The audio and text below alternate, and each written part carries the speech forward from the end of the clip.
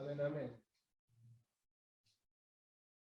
Vamos a orar por la predicación de hoy, por nuestro hermano, el anciano César Augusto Túnez. Oremos. Padre Santo, gracias por recibir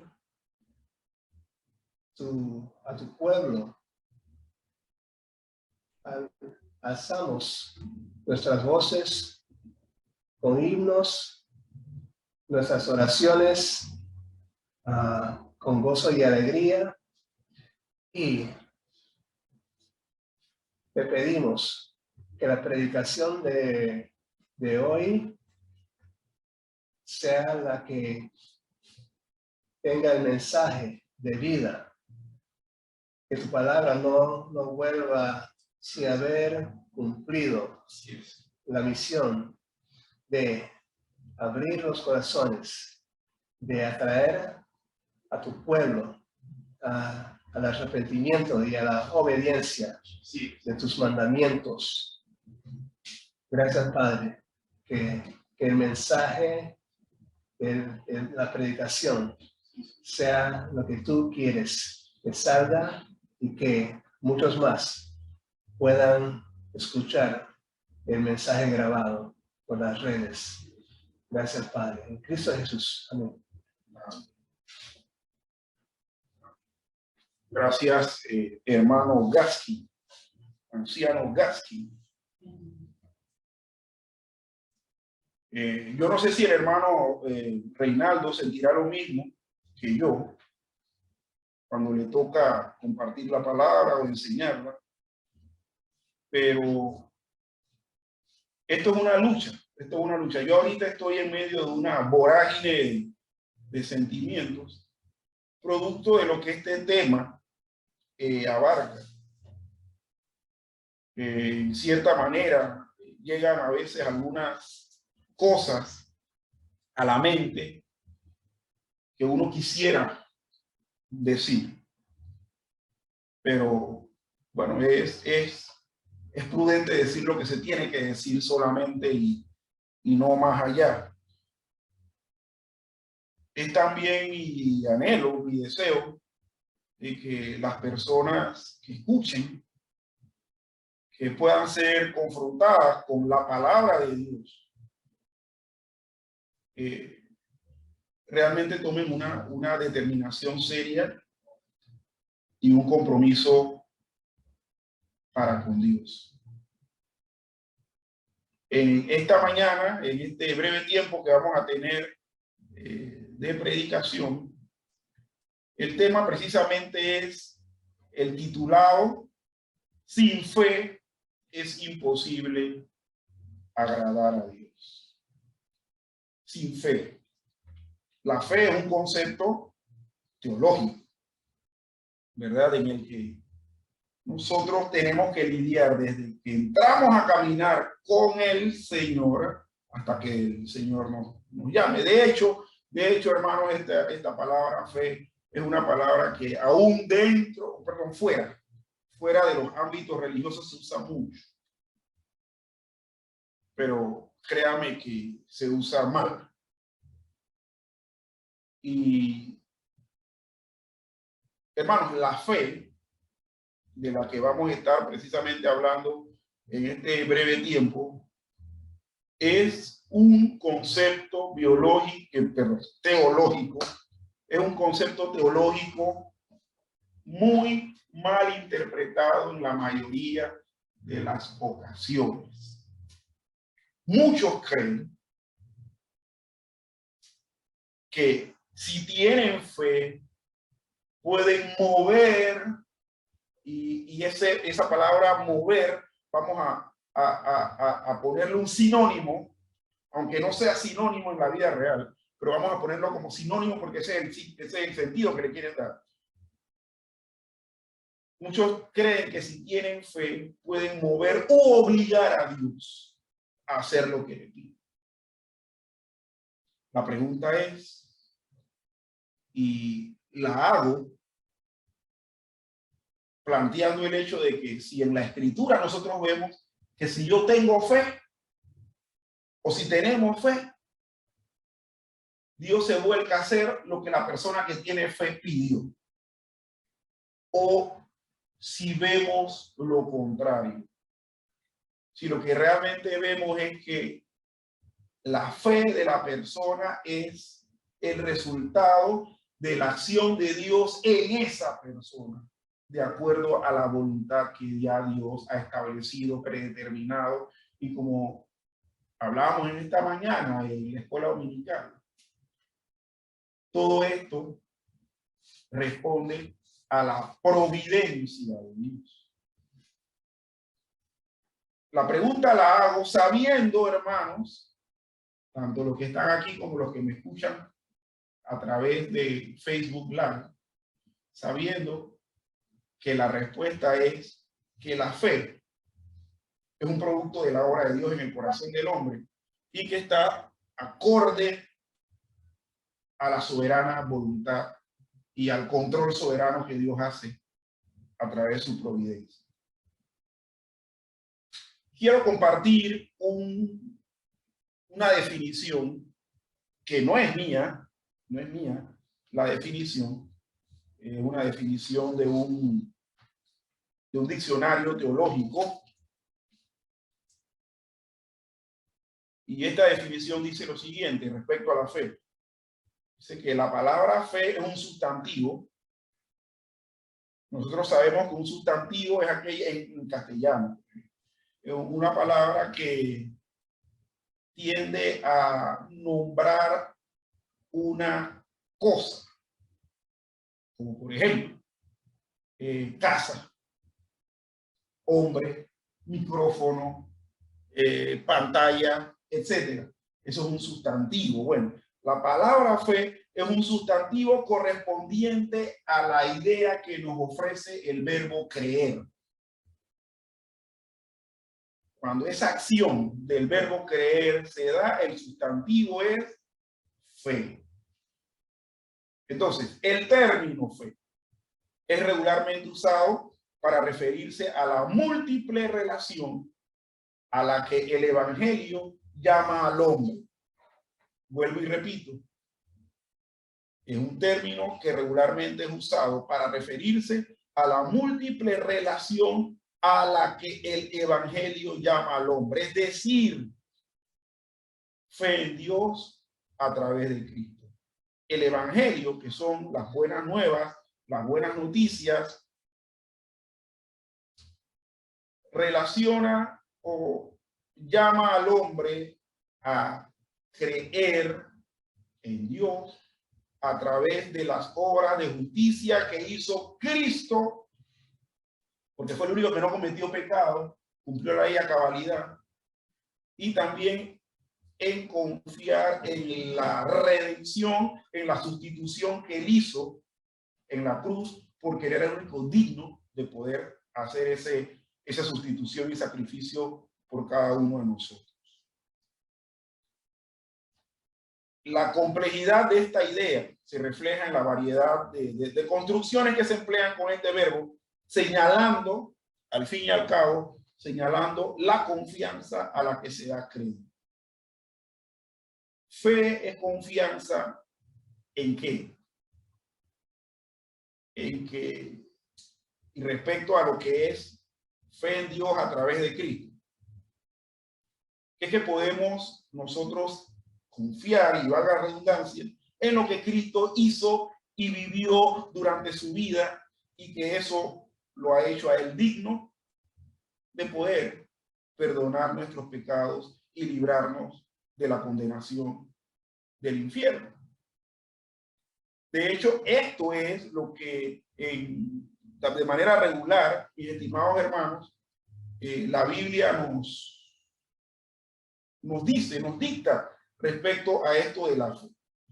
La fe no es que yo me rebusco una situación y digo, voy a confiar que eso va a ocurrir y tiene que ocurrir. No, eso no es fe.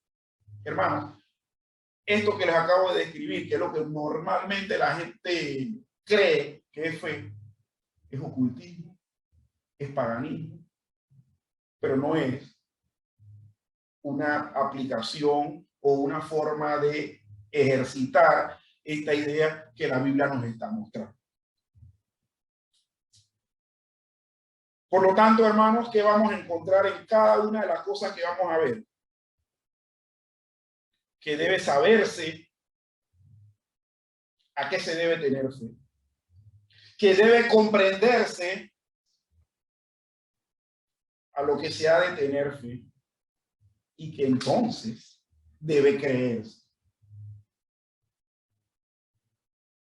En el Catecismo Menor de Westminster, la primera pregunta de este catecismo dice: ¿cuál es el fin principal del hombre? Y la respuesta que da ya todos no la sabemos porque la hemos visto tantas veces, y es que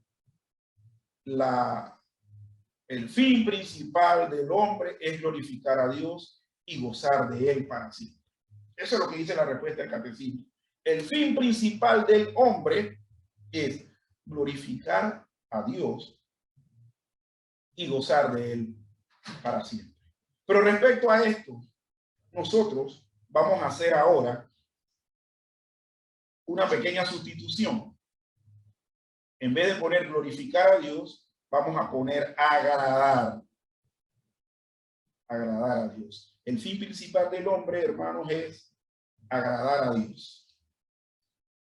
Y nosotros sabemos que esa es la gran disyuntiva entre los miembros de la humanidad. Hay seres humanos que no agradan a Dios. Y hay muy pocos seres humanos que a través de la historia han agradado a Dios.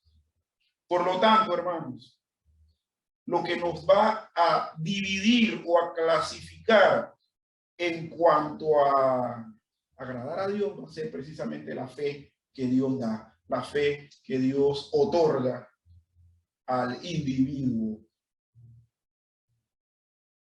a cada quien pues que cree en el Señor.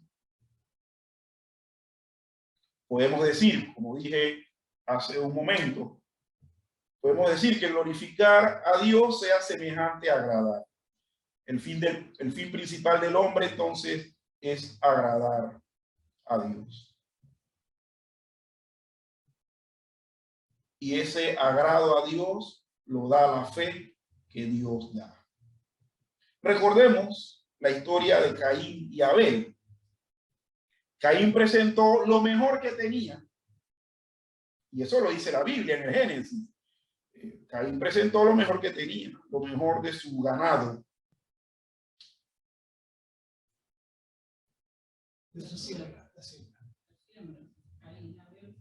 Caín, perdón, sí. Perdón, disculpe. Caín presentó lo mejor de su siembra, de su fruto. Gracias, hermano. Y por su lado, Abel trajo lo mejor de su ganado. ¿Por qué dice la Biblia? Que Dios miró con agrado la ofrenda de Abel. Sin embargo, a la de Caín la miró con menosprecio, con desprecio. ¿No le gustó a Dios?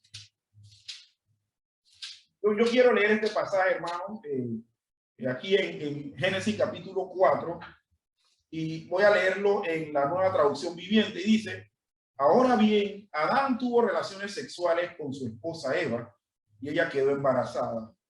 Cuando dio a luz a Caín, dijo: con la ayuda del Señor he tenido un varón. Tiempo después dio a luz al hermano de Caín y le puso por nombre Abel.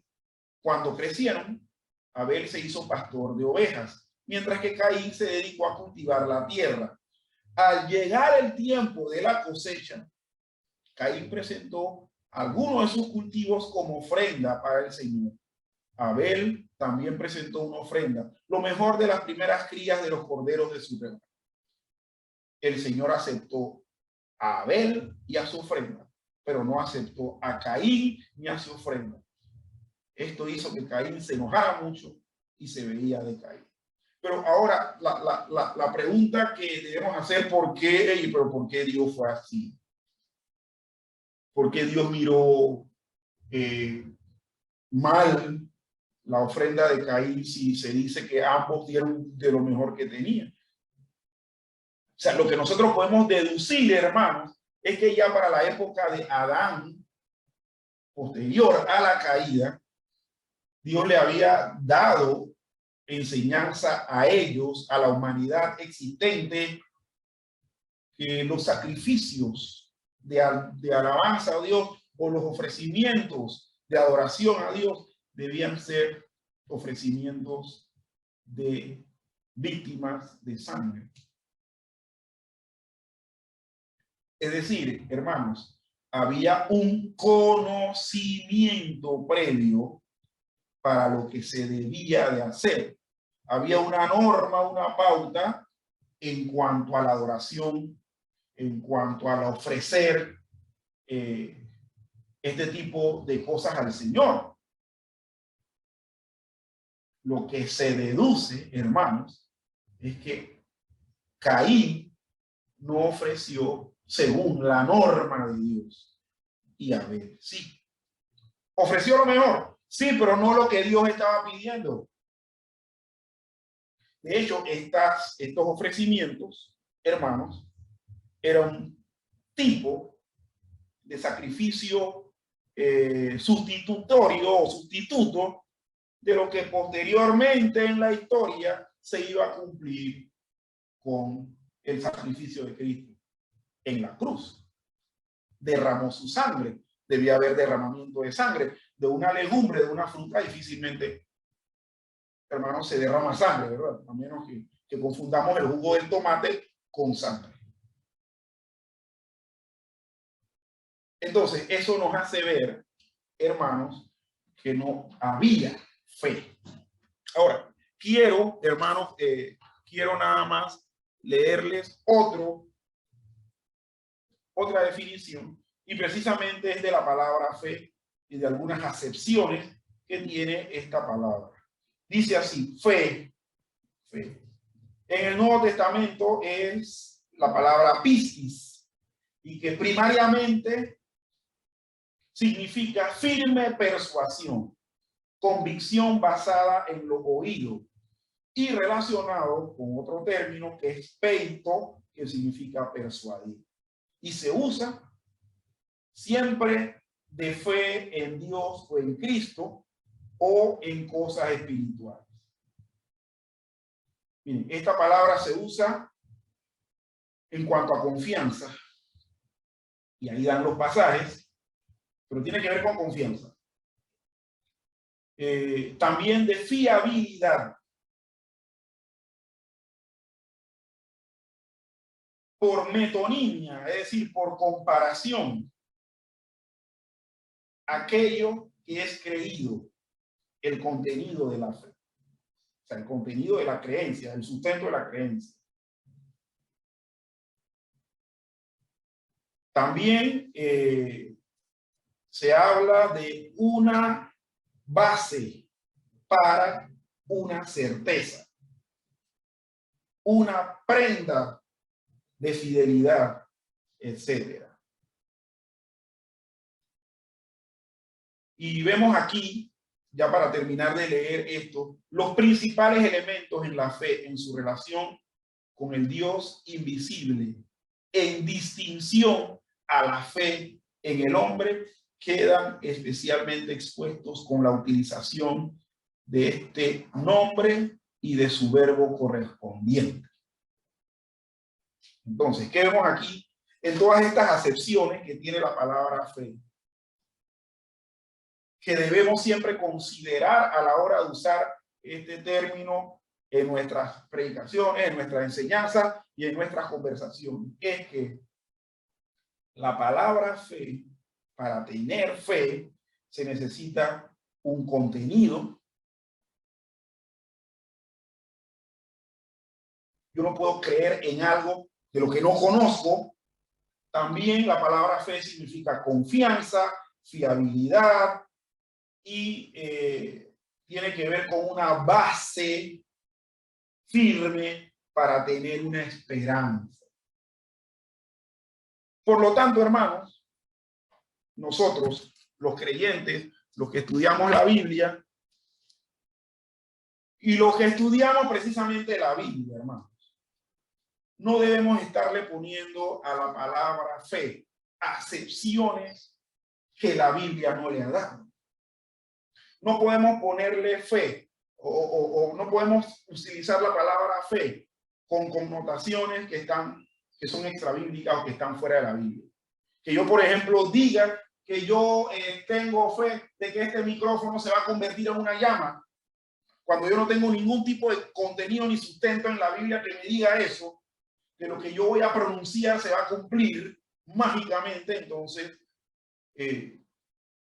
yo estoy utilizando o estamos utilizando de manera incorrecta este término.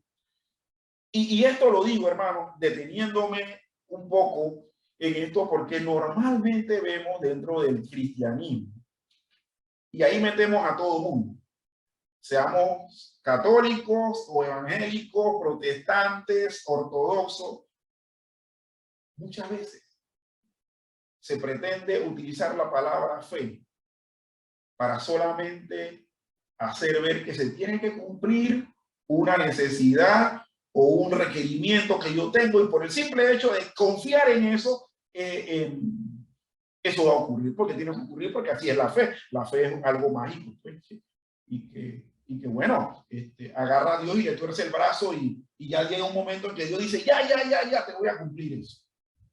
Hermanos, eso no es así. Precisamente la acepción de sustento y de confianza, lo que nos indican es que debemos tener confianza en lo que ya Dios ha claramente establecido y estipulado respecto a lo que se va a creer, y no a lo que podamos inventar por ahí. En esta mañana vamos a estar viendo tres aspectos de esto de la fe que agrada a Dios, porque dice que sin fe es imposible agradar a Dios, ¿verdad? Bueno, vamos a ver tres aspectos. Uno, debe saberse lo que es el objeto de fe. Debe saberse. O sea, ¿en qué yo voy? Yo tengo que conocer a qué debo tener fe. También debe comprenderse lo que es el objeto de la fe. Bueno, ya que sé a qué debo tener fe, a qué debemos tener fe, entonces debemos comprenderlo, entenderlo. Muchas veces nosotros no entendemos, hermano.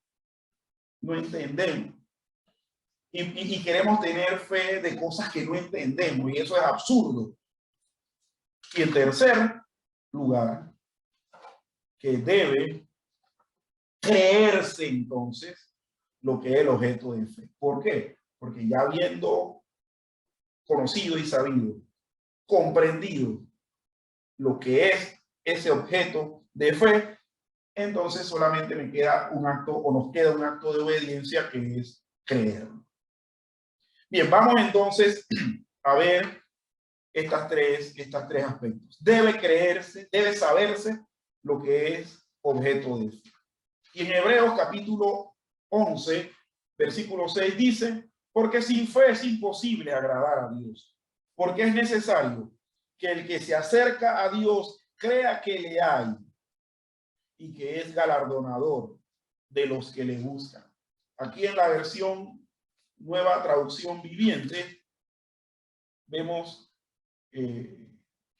lo siguiente, y no es que vamos a ver algo diferente, no. O sea, vamos a ver una expresión quizá un poco más entendible, y dice así: de hecho, sin fe es imposible agradar a Dios. Todo el que desee acercarse a Dios debe creer que Él existe. Esto es lo correspondiente a lo que en la Reina Valera dice: debe creer que le hay y que Él recompensa a los que lo buscan con sinceridad. Esto es correspondiente a lo que dice, y que es galardonador. Hay una versión que una vez leí que decía: Él es premiador de los que le buscan, de los que se acercan a Él con sinceridad. Tanto en la versión Reina Valera como en esta Nueva Traducción Viviente, lo concerniente a la mención de la fe, dice que es imposible agradar a Dios sin fe. Y la palabra importante que nos va a ayudar a comprender esto de que debe saberse lo que es el objeto de fe es la palabra agradar. Y la palabra agradar en el griego es eudokeo. Eudokeo. Y esta palabra es interesante.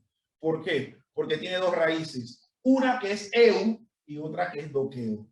Eu significa bueno y dokeo significa parecer bueno. O sea, que es algo bueno que parece bueno. Es como una reafirmación.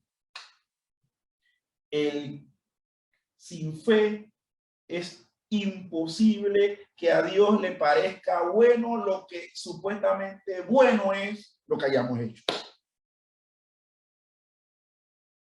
Agradable. ¿Por qué a Dios no le agradó la ofrenda de Caín? Porque a Dios no le pareció bueno esa buena intención que él tuvo. ¿Por qué? Porque no estaba acorde con el mandato, ¿sí o no? Con el mandato de sacrificar, hacer ofrendas de sangre, holocaustos, sacrificios, víctimas. O sea, no tenía nada que ver con fruto de la tierra como cosechar tomate, mango, pera y ofrecérselo a Dios.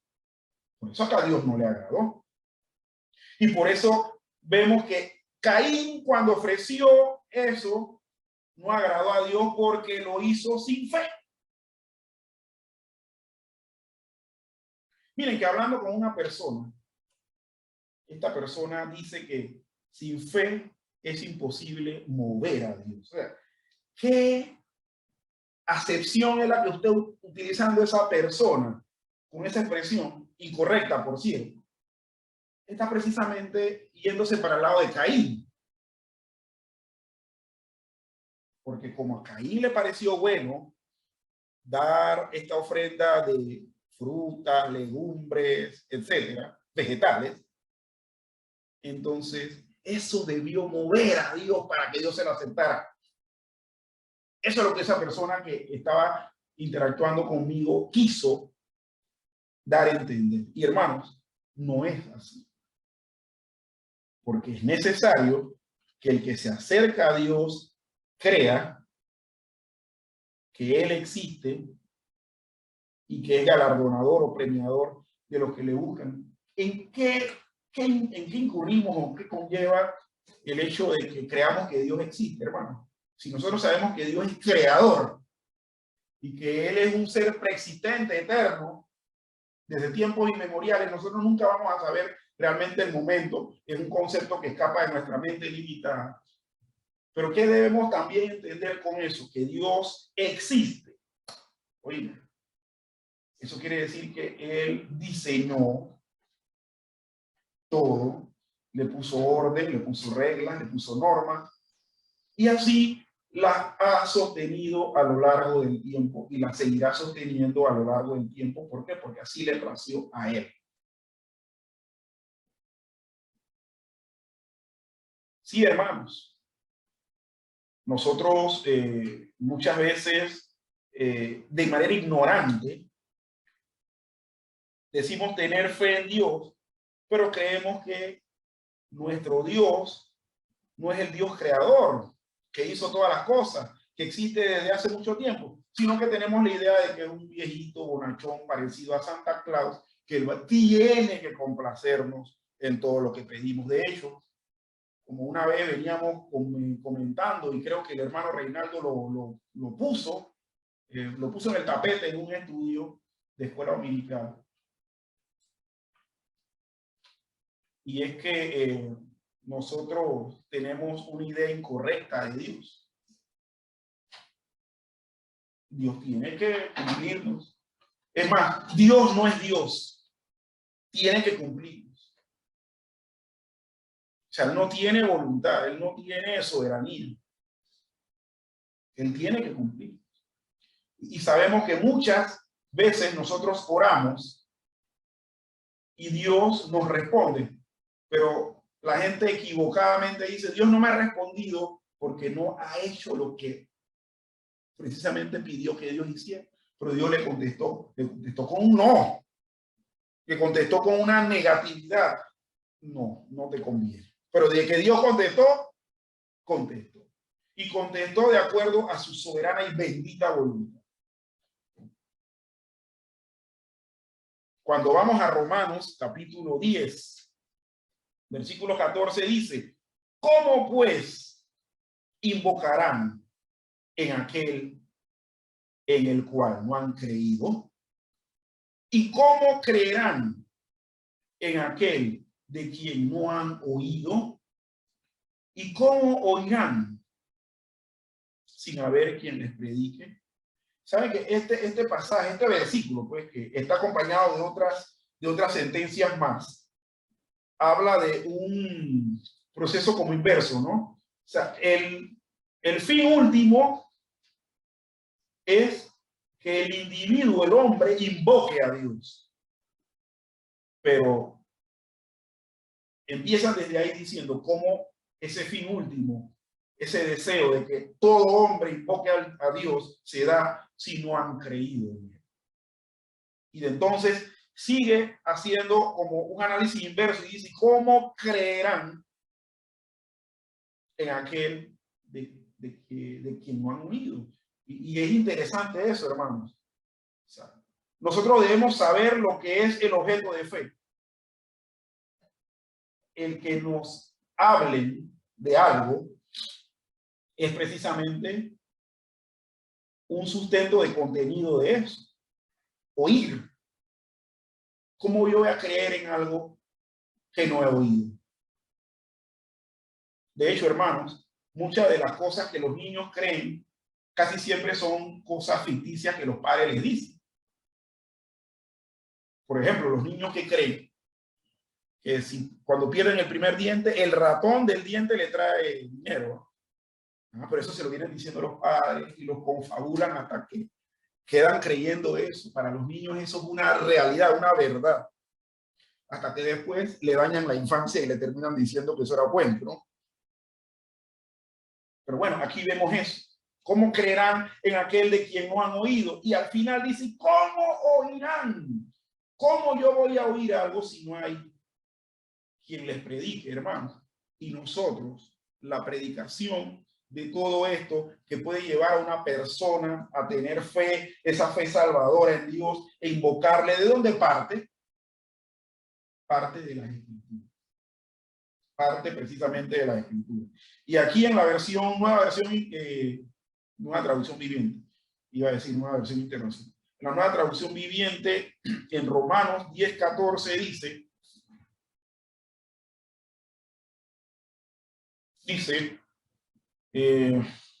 lo tenemos aquí, dice, estamos diciendo entonces en que Dios fue injusto. Por supuesto que no. Perdón, yo estoy leyendo otra cosa. Ay, hermano, disculpe. 10:14, estaba leyendo 9:14. El 10:14 dice, pero ¿cómo pueden ellos invocarlo para que los salve si no creen en él? ¿Y cómo pueden creer en él si nunca han oído de él? ¿Y cómo pueden oír de él a menos que alguien se los diga? Y sigue diciendo, ¿y cómo irá alguien a contarles sin ser enviado? Por eso las Escrituras dicen que hermosos son los pies de los mensajeros que traen buenas noticias. Hermanos, en este texto nos habla precisamente de eso, que cuando alguien invoca a Dios, le busca en arrepentimiento y además de eso cultiva una vida de devoción, es precisamente de una fe que se basa en algo que se sabe. No en cosas que no se saben o cosas misteriosas, cosas que yo saco del sombrero como el mago. En Juan 3:16 dice, porque de tal manera amó Dios al mundo, que ha dado a su Hijo unigénito, para que todo aquel que en él cree no se pierda, mas tenga vida eterna. ¿Qué dice este pasaje? Y estamos en el contexto de la conversación que tuvo Jesús con Nicodemo, después que le dijo que tenía que nacer de nuevo y todo lo demás. Este versículo 16 dice, porque de tal manera amó Dios al mundo que nos dio a su único hijo para que todo aquel que en él cree, si tiene fe, no se pierda, mas tenga vida eterna. Esa conclusión la sacó Jesús o el escritor del Evangelio según San Juan del sombrero. No, esta ha sido una enseñanza que se viene diciendo desde el Génesis, que Dios iba a proveer un Salvador, para que creyendo en él se salvase todo aquel que en él se acercara, ¿verdad? Y por último dice Efesios 2, del 8 al 9, porque por gracia sois salvos por medio de la fe. Y esto no de vosotros, pues es don de Dios, no por obras, para que nadie se gloríe. Por medio de la fe es que nosotros alcanzamos la salvación gratuita. Y dice que esta fe que debemos saber o que debemos estar convencidos de ella, ¿verdad? No es nuestra. Dios nos las da, es un regalo de Dios, es un don, es un cariz, no por obras. O sea, en la salvación gratuita no la vamos a alcanzar actuando, obrando bien, para que nadie se gloríe. Hermanos, debe saberse. Y le digo a todo aquel que piensa que si dice yo tengo fe de que mañana me voy a encontrar $1000, le quiero decir que no se los va a encontrar. Y si se lo encuentra, ese fue el diablo que se lo puso y no Dios.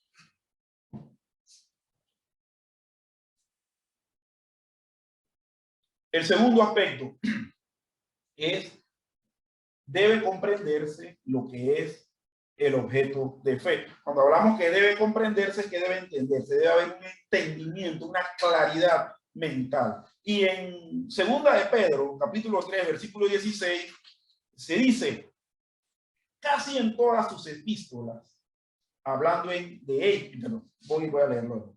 Casi en todas sus epístolas, hablando en ellas de estas cosas, entre las cuales hay algunas difíciles de entender, las cuales los indoctos e inconstantes tuercen, como también las otras escrituras para su propia perdición. ¿De qué está hablando el apóstol San Pedro? Bueno, él está hablando en ese capítulo 3 de la segunda epístola de Pedro, se habla de la venida del Señor. Se habla de la venida del Señor, que la venida del Señor va a venir con estruendo y que los elementos ardiendo serán quemados, etcétera, y nos da una imagen de el asunto, ese asunto cósmico, cómo va a ser, ¿verdad? Cómo va a ser el reordenamiento de las cosas durante la venida del Señor, porque el Señor está cerca. El Señor, y él dice, para el Señor un día es como 1000 años y 1000 años por un día, y que no debemos estarle siguiendo la corriente a aquellos que dicen que el Señor está tardando. Eso es lo que está hablando el apóstol Pedro. Y precisamente el apóstol Pedro dice que, y desde el 15, voy a leer desde el 15, porque él menciona aquí al apóstol Pablo, dice, y recuerden que la paciencia, acuérdense, la paciencia de esperar la venida del Señor, y recuerden que la paciencia de nuestro Señor da tiempo para que la gente sea salva.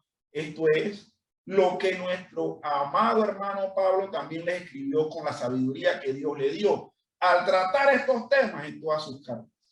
Algunos de sus comentarios son difíciles de entender, y los que son ignorantes, es decir, los que no entienden, porque simplemente lo ven ahí, pero no se han preocupado por entender. Los que son ignorantes e inestables han tergiversado sus cartas para que signifiquen algo muy diferente, así como lo hacen con otras partes de la Escritura.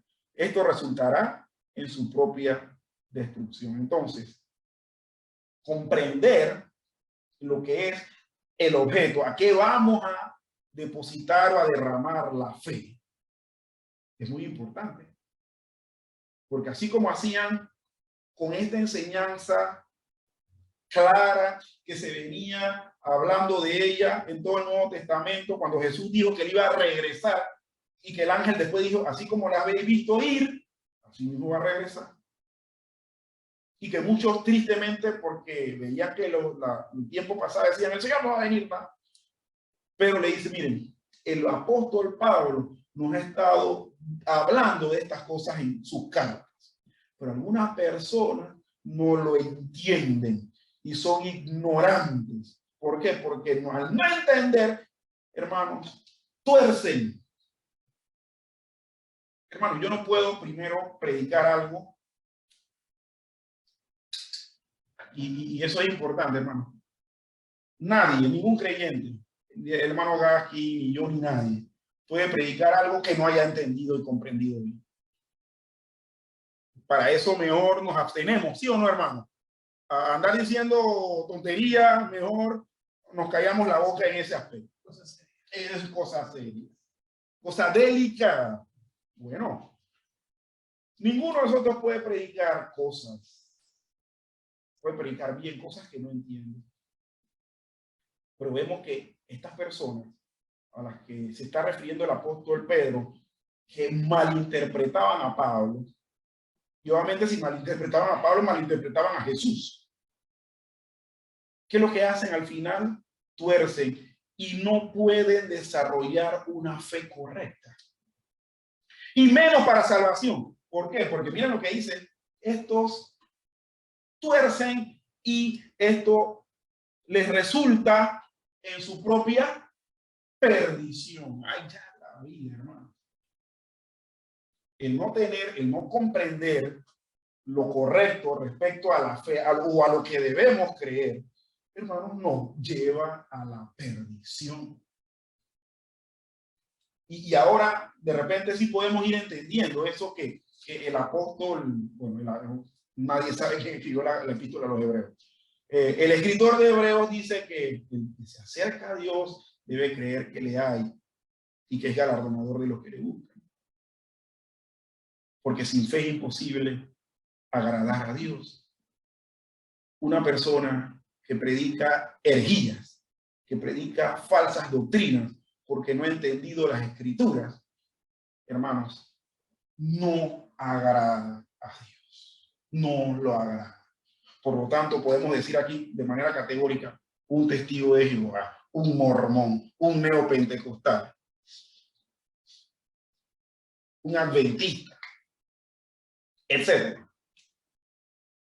No puede agradar a Dios. ¿Por qué? Porque predica falsedades, porque su fe la está basando en tergiversación y obviamente se va a perder él y se va a perder quien lo escucha y quien le hace caso. Y por último, tercer aspecto, debe creerse lo que es el objeto de fe. Ok, lo sé, lo comprendo y luego lo creo. Me convenzo de eso. El Salmo 18 dice, me asaltaron en el día de mi quebranto, mas Jehová fue mi apoyo. Bueno, en este salmo, voy a leerlo acá en la versión viviente, en la nueva traducción viviente. Salmo 18 dice, el Señor me recompensó por hacer lo correcto. No, perdón. Me atacaron en un momento de angustia, pero el Señor me sostuvo. Esto lo está diciendo el salmista David, y que entona este canto o este salmo al Señor el día en que Dios lo rescató de sus enemigos, entre esos de Saúl. Ok, me asaltaron en aquel día, en el día de mi quebranto, mas Jehová fue mi apoyo.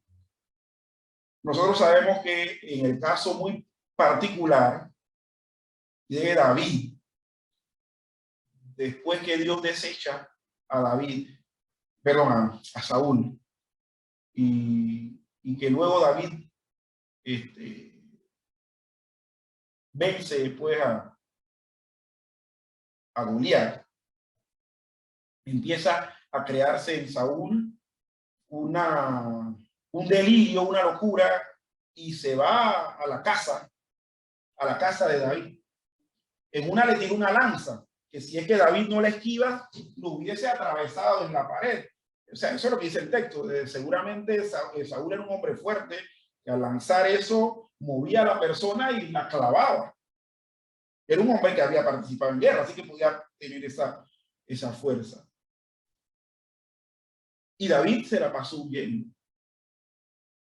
Pero David en toda esa huida siempre expresaba que Dios era que andaba con él.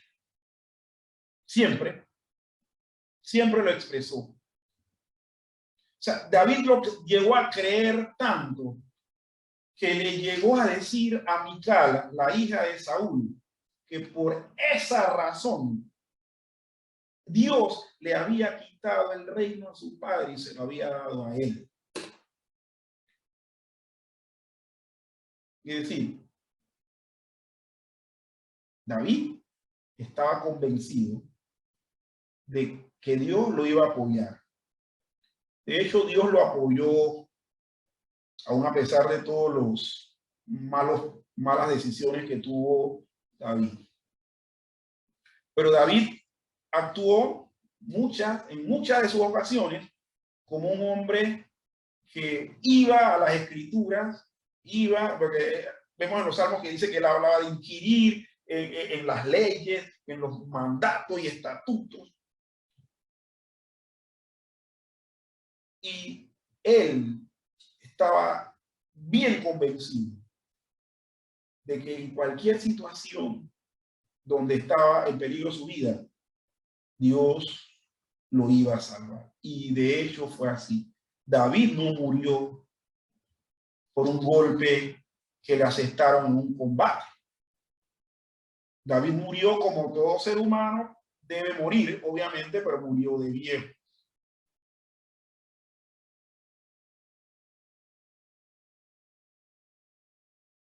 ¿Cuál es la fe que agrada al Señor, hermano? Es la fe que está basada en lo que la Biblia dice, en lo que las Escrituras claramente establecen. Es la fe basada en ya la comprensión y claridad que yo tengo de eso que la Escritura ha dicho. Y esa fe que agrada a Dios, entonces, está basada en la seguridad y convicción que nos ofrece a cada uno de nosotros. El que tiene la fe, hermanos, renuncia a su propia justicia de obras.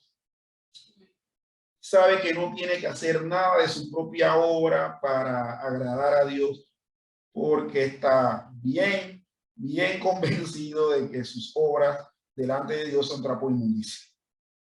Y solamente va a creer en la obra de Cristo en la cruz. El Señor les bendiga, mi hermano.